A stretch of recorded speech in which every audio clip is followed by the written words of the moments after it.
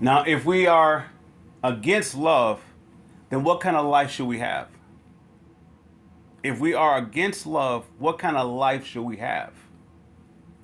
Should we have all good days and no bad days?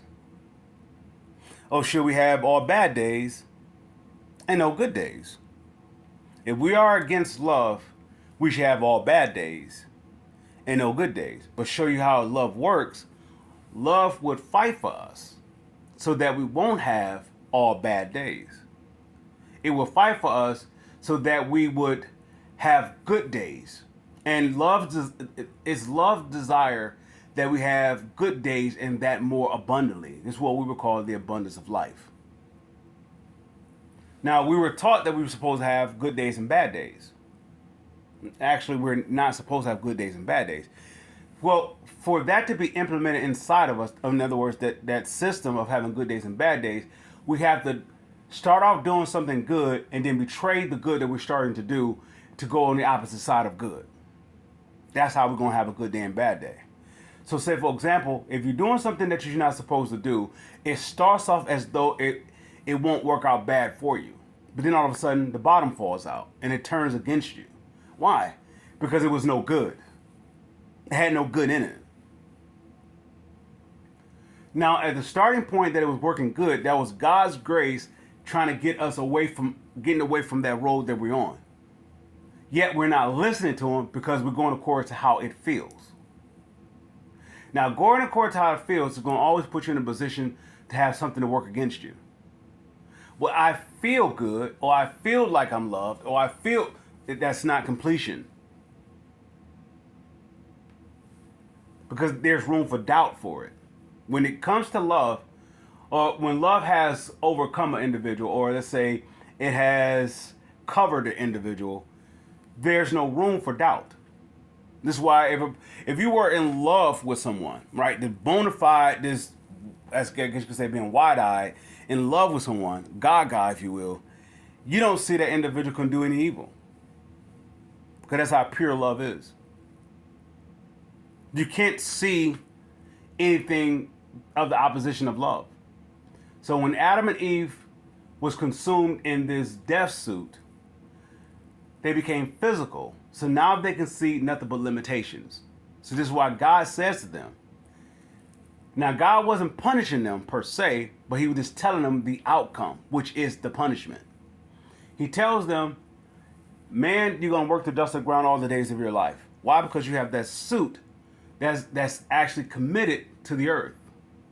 His original suit that he had wasn't committed to the earth. Well, it was committed to the earth that it was, which was without death. This is why he could never see himself naked.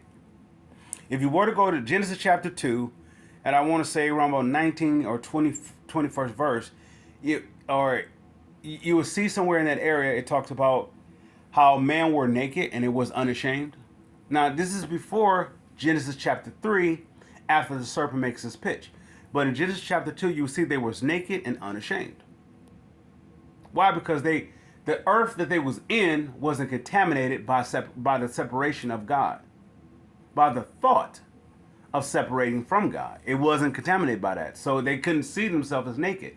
So now the suit that they're in is actually the environmental suits, such as this. If you were to go to space, you better have a space suit.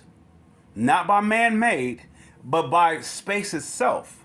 Space itself gonna have to cover you in the suit of the space so you will never have, so you can, if you have that suit, you couldn't die. You will be permitted to be there. Otherwise, you are trespassing. When mankind goes to Mars, or try to go to Mars, or try to go to the moon, they're trespassing. Trespassing. To show you indications of that, they'll leave the earth in destruction. So all that massive amount of time and effort to go towards another place, to relocate, is show you that they are cowards. Or to say this, they created a problem and they're trying to run from it. Now, if they were full of love, they would have all the capacity to rectify the mistake that they made. Any person that was contributed going to the moon, we could say it's man's greatest discovery. It's not man's greatest discovery. Man's greatest discovery is reuniting back with God. It's called repentance. That's man's greatest discovery. When man went to the moon, that's physical. The only thing is showing that you're running away from the problem that you committed. Those self-same men that was creating this shuttle to go to Mars is actually the self-same men who invites in slavery, who invites in diseases, who invites in, let's say, what's another one? Sickness, disease, poverty, and so much other stuff. How do I know? Look what they're willing to do. They're willing to go to Mars. I mean, they're willing to go to. Look at the. Okay, is it poor people trying to go to Mars? Is it the impoverished people trying to go to Mars? Is it the disease trying to go to Mars? No. So who's trying to go to Mars? The ones who doesn't have the disease, the ones that's not in poverty, or the one. Excuse me.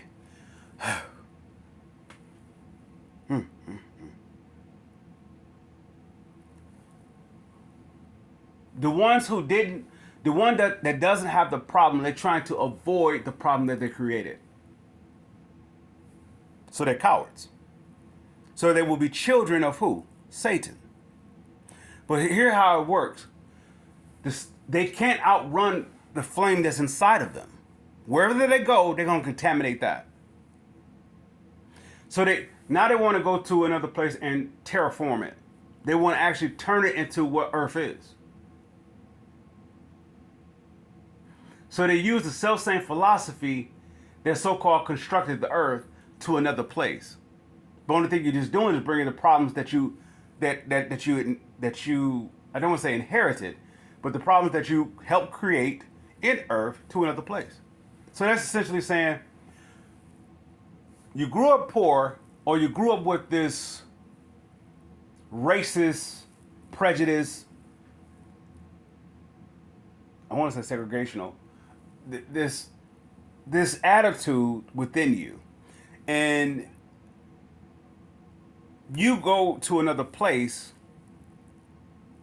and I guess you're expecting to be able to, I want to say migrate. You're expected to be able to